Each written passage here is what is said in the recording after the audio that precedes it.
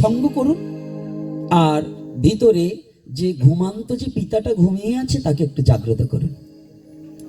ঘুমিয়ে আছে শিশুর পিতা, সব শিশুরই অন্তরে, তো ঘুমালে হবে না, একটু জাগাতে হবে।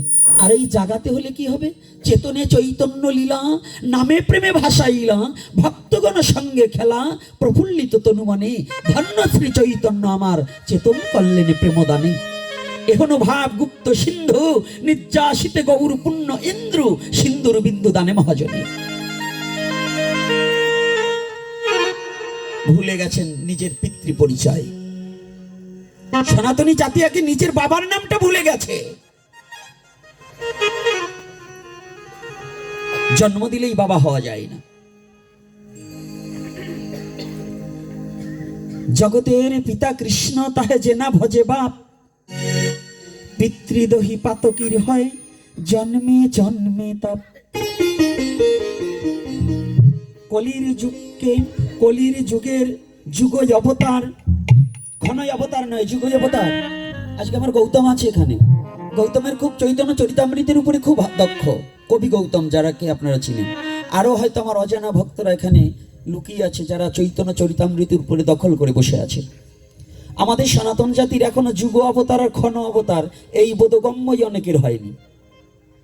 যুগ অবতার কাহাকে বলে আর ক্ষণ অবতার কাহাকে বলে? এই কলির যুগের যুগ অবতার একজনই, তিনি হচ্ছেন শ্রীমান গৌর হরি। কে গো? শ্রীমান। তাহলে বলবেন অমক অবতার তমক অবতার, হ্যাঁ হতে পারে, এরা ক্ষণ অবতার, কিন্তু যুগ অবতার নই। একটা যুগের জন্য একজনই যুগ অবতার, আর সব ক্ষণ অবতার। কিছু সময়ের জন্য পৃথিবীতে এসেছিল, আর এই যুগের ভূভার হরণ করবার নিমিত্তে একমাত্র কলির যুগের যুগনায়ক শ্রীমান গৌর হরি। আমার গৌর হরি বিশ্ব জগৎকে চেতন করাবার নিমিত্তে নিজের অস্তিত্বকে ভুলে গিয়েছে। এমন ভগবান কোথায় পাবে গো? কোন যুগে পাওনি যাহা, কলির যুগে পেয়েছ তাহা। সমস্ত যুগের মধ্যে, চারি যুগের মধ্যে কলিযুগ হচ্ছে ধন্য হইতে ধন্যাতি। কলির সত্য যুগকে 1,00,000 বার এক জায়গায় করার পরেও এই কলির যুগের 100 ভাগের 1 ভাগ হবে না। এটা যেন কেমন কথা না? আপনারা সবাই জানেন যে সত্যযুগ সর্বশ্রেষ্ঠ যুগ, নাকি? কি এটা জানেন না? কিন্তু মিথ্যা কথা, আপনাদের জানা বোঝার ভুল আছে। 1,00,000 সত্যযুগকে একত্রিত করলে কলির যুগের 100 ভাগের 1 ভাগ হয় না। এটা কেমন কথাটা একটু নতুন নতুন লাগছে। কি করে হবে গো? যে যুগে নিজে ভগবান তার ভগবানত্ব লুকিয়ে রাখলেন, যে যুগের ভগবান জগৎ জীবের জন্য মিশিবার নিমিত্তে গোলক ছাড়িয়া ভুলকে আসিয়া নিজে ভগবানত্ব ভুলিয়া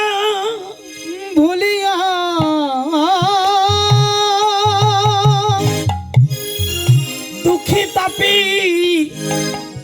সাথে মিশিবার লাগিয়া কলিহত কাঙাল জীবের সাথে মিশিবার লাগিয়া ভগবান আমার নিজেই কাঙাল হয়ে গেলেন, নিজেই দুঃখী সাজিলেন। কোন সুখী ব্যক্তি দুঃখীর সাথে কোনো সম্পর্ক করতে চায় না। কোন ধনাঢ্য ব্যক্তি কখনো কোনো কাঙালের সাথে সম্পর্ক রাখতে চায় না। এই প্রাকৃতিক জগতে নিয়ম আছে, যদি কোনো অভাবী ব্যক্তি থাকে না, তারে জগতে কেউ ভালোবাসতে চায় না। পয়সা না থাকলে যেমন গুণী ব্যক্তি জ্ঞানী ব্যক্তি মূর্খ হয়ে যায়, এই জগতে মূর্খের যদি পয়সা থাকে তাকে সবাই সম্মান জানায়, জানায় না বাবা? এটাই জগতে। মূর্খের পয়সা থাকলে মূর্খ জ্ঞানী হয়ে যায়, কিন্তু জ্ঞানী হয় ভক্ত হতে পারে না। মূর্খ জ্ঞানী হতে পারে কিন্তু ভক্ত হতে পারে না।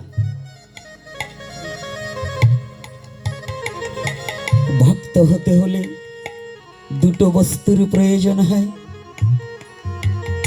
আমার গৌতম আছে তো বসা?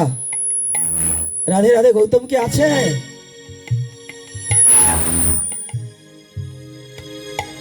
বাবা মাঝে মাঝে আবার বাড়ি মারছে কেমন? আর যেন বাড়ি মারে না মনে। কথাটা কি বোঝা যাচ্ছে আমার কথাগুলো? দুটি বস্তু না থাকলে ভক্ত হওয়া যায় না। সেটা কি? এই দুটি বস্তু হচ্ছে, প্রথমত হচ্ছে ভক্তি আর তার সাথে প্রেম। প্রেম যোগ ভক্তি, তবে জীবনে হবে মুক্তি। প্রেম যোগ ভক্তি, তবে হবে জীবনে মুক্তি। যতদিন প্রেম আর ভক্তি উদয় না হয় ততদিন পর্যন্ত জীবের মুক্তির পথ। কোটি কল্পকাল নাম সংকীর্তন করলে প্রেম ভক্তি বিহীন কখনো মুক্তি মিলবে না। নাম সত্য যুগে ছিল, ত্রেতা যুগে ছিল, দাপরেও নাম ছিল, কিন্তু দুটো জিনিস ছিল না। যার কারণে ভগবান নিজেই সেই বেশটাকে গ্রহণ করলেন। কোন দুটি বস্তু ছিল না? জীবের কাছে নাম ছিল কিন্তু প্রেমার ভক্তি ছিল না। জীবের কাছে নাম ছিল কিন্তু প্রেমার ভক্তি ছিল না। এই প্রেমার ভক্তিকে নিয়ে আসলেন, কিভাবে দিলেন? এই কথাটা বলার আগে আসুন আমরা একটু রাধা মাধব কীর্তন করে নেই। করবো তো? রাধা মাধব কীর্তন সবাই করবো? ইচ্ছা আছে? আচ্ছা।